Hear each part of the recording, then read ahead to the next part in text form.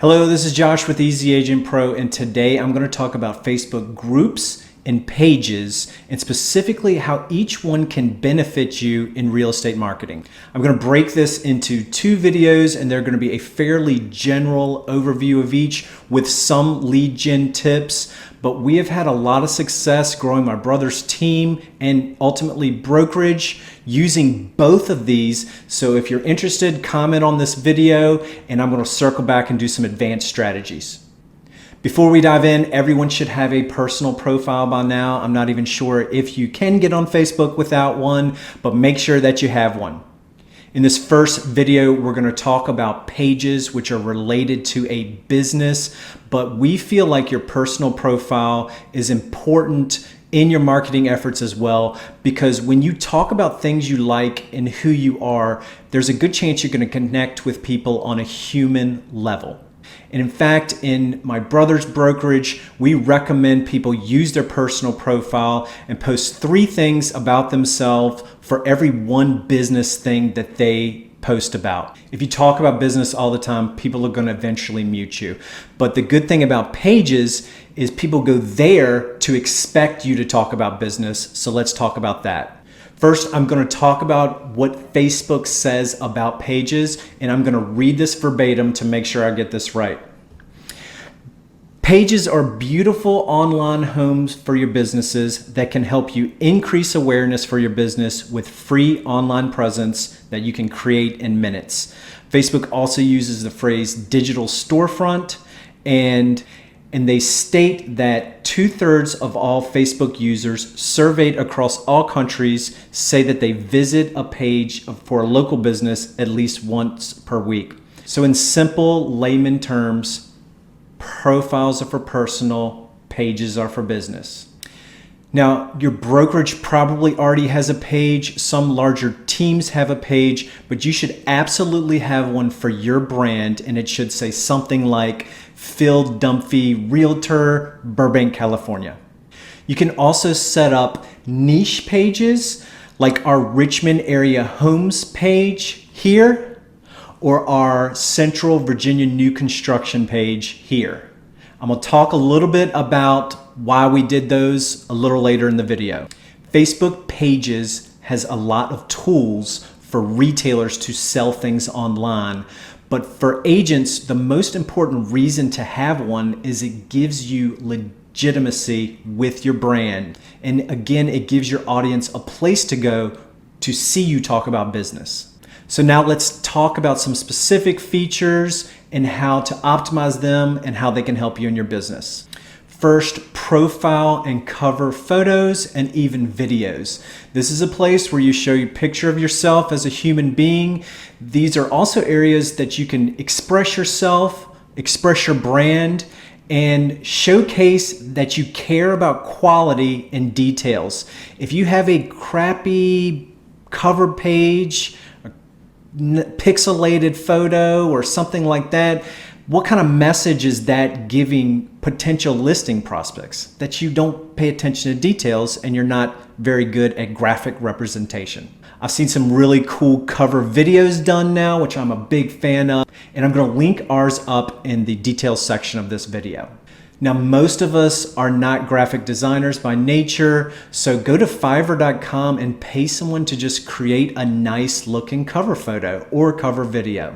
Number 2 is the events section. Now, this is a place where you want to go and you want to promote anything that you're doing publicly. This could be open houses, this could be network meetings, anything business related that you want people to know about should go in the events section.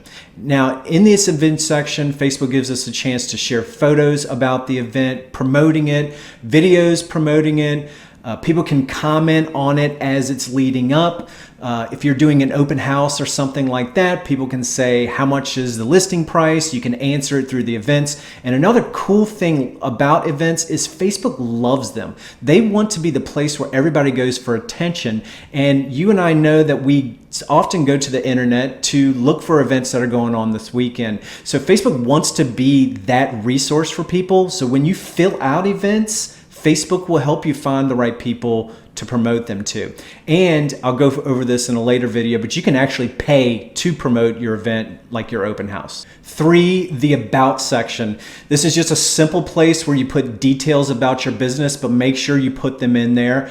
If you have a brick and mortar brokerage or team location or something like that, you want to add the address, Facebook will populate a map. You can add your business motto here, description, website, contact information. Make sure you fill this out. And as an SEO tip, make sure this matches your website.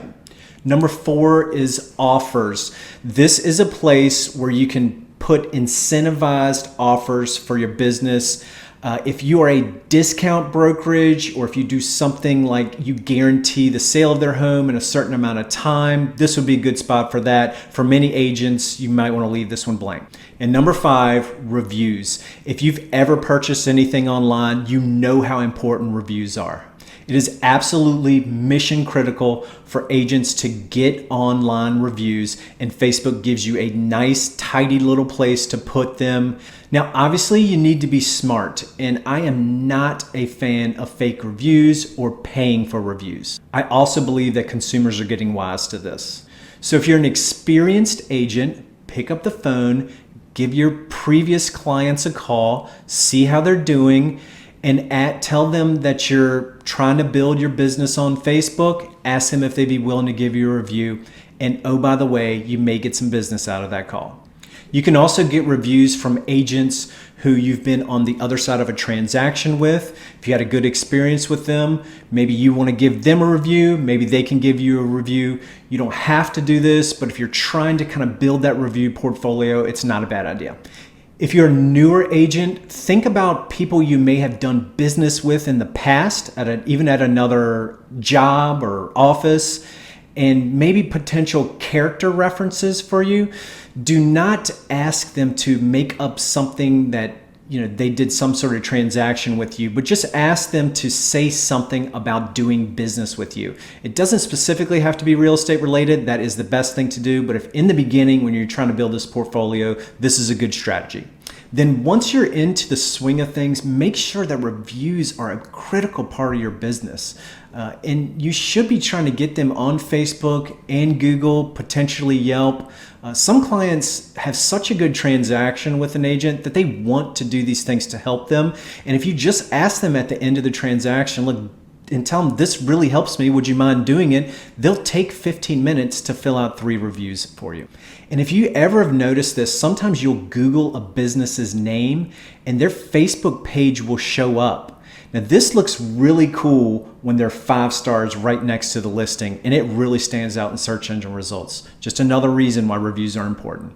Lastly, number 6, paid ads. Facebook, if you don't know by now, allows you to pay them to find targeted people and interests for your brand.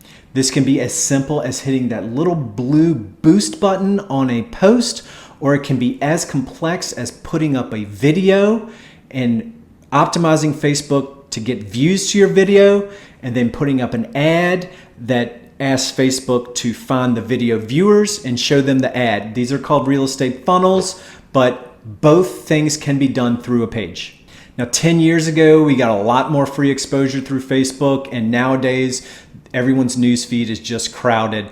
And people complain about this, but go ahead and let them complain. I mean, for 10, 15, 20 bucks, you can get hundreds of people to view your listing. I mean, what other type of marketing has that type of simplicity and dollar for dollar value? You can't beat it.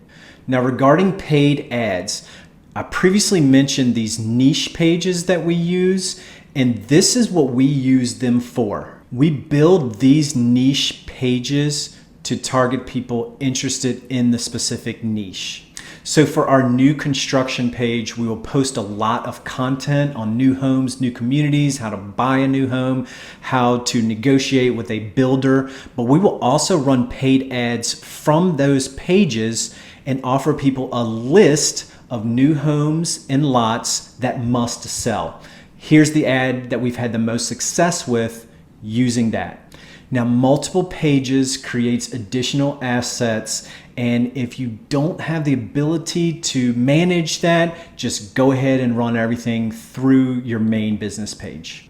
For us, we like to promote our people and our successes through our main business page.